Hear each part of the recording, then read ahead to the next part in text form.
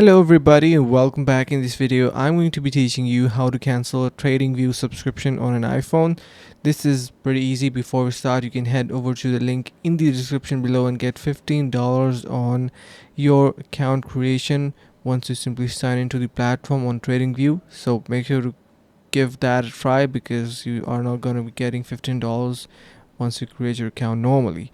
So let's just say you want to cancel your TradingView subscription on an iPhone. Works almost the same way on Android as well. Simply head over to your profile from the top, and then you can see we have this option of Help Center. Click on that and click on this billing option. Click on this. I would like to cancel the automatic renewal of my free trial and paid subscription. Then you simply need to click on this, and you can see we have this easy option.